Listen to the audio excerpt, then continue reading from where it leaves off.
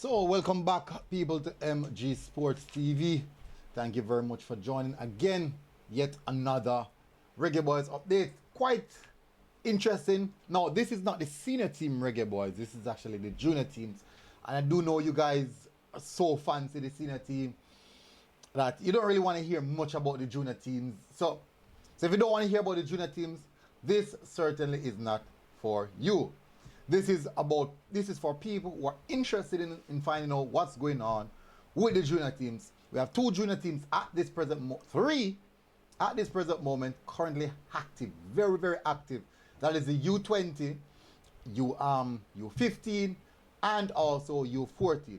But for this video, I'm going to give you guys the breakdown of the U14 and U15 games or competition that they are participating. Now, I'll be doing a separate video for the U20 because I've watched the U20 game and may I tell you, say, that certainly needs a bit of video for itself. That needs a different video for itself. So, before I get into the details, I would really appreciate it if you do the YouTube stuff by hitting that like button, hitting that subscribe button, sharing the content if you think you can. Also, you can become a member of the channels. And also, another easy way or a decent way to support us is by buying us a coffee.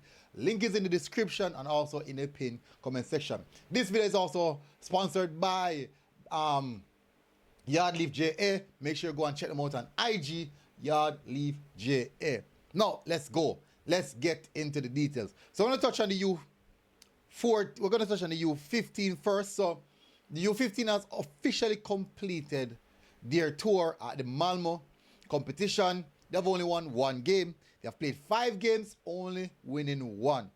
And the one that they have won is against Liga FC, a team from Brazil. They defeated that team 6-0. I will be uploading that video quite soon. So most definitely look out for that one. They lost to Dynamo Zagreb 4-0. They also lost to 2-1 to IF Bramapoj Karna, and they lost to AZ Alkmaar 1-0. And the first game of the competition, they lost that one 2-1 versus B93, an academy in Denmark. So that's all the U15 games went. Not bad at all. Also, let me just touch on the the aspect of the U14 now, which is a little bit interesting, I would say. For the U14 games, they played 3 games, completing in the Cayman Island Invitational Tournament. They came second. They came second in the competition. Second to Inter Miami FC Academy, and I thought that. Yeah, I think many persons would expect Inter Miami to be the team to walk away victorious. Jamaica came second. We won 2 games, losing 1. Only game we have lost was against Inter Miami. We lost that game 2-1.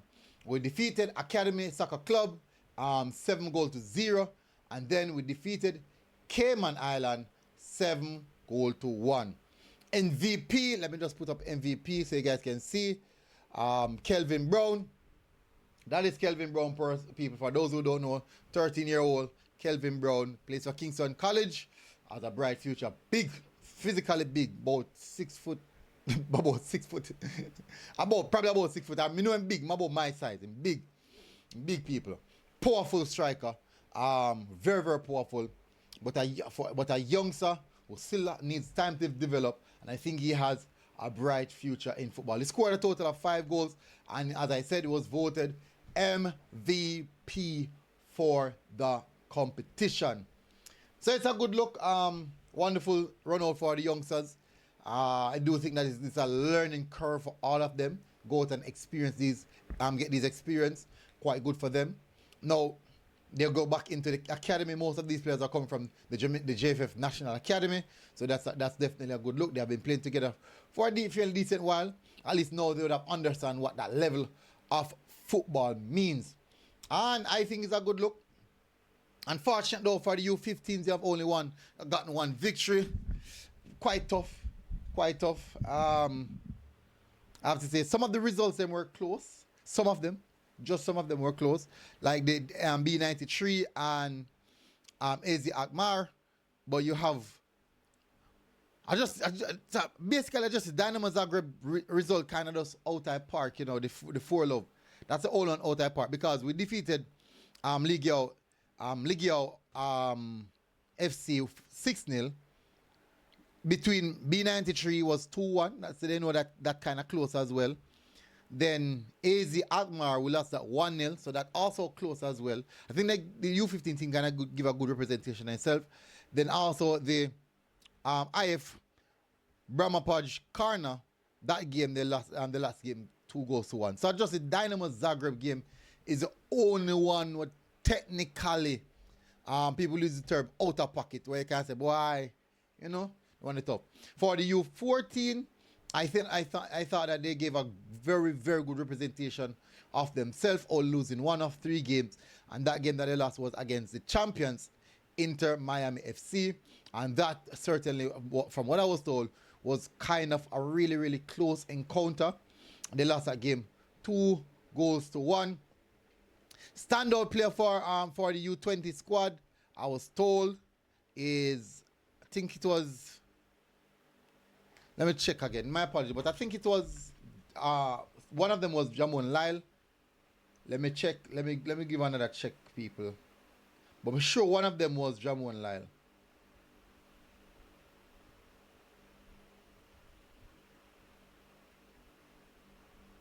Yeah, one of them was Jamon Lyle, and my apologies, people. This mission have this at hand before I start the program. And I think it was a player from Ballers, I was told. I think it was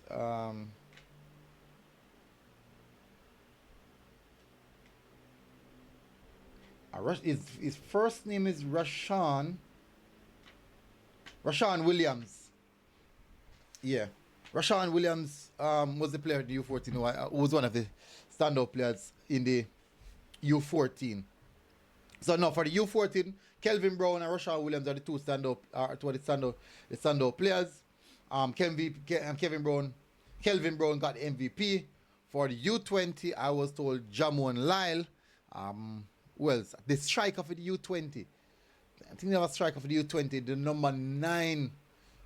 Don't remember my name. My apologies about that, people. My apologies. But good luck in some sense. Good experience for the players. Something that we can learn off and progress. Happy to see that these players are getting these opportunities at such a young age. So we want to build on this going forward. The more football for them at this particular age, the quicker they improve, the further they develop. So this is definitely a good look.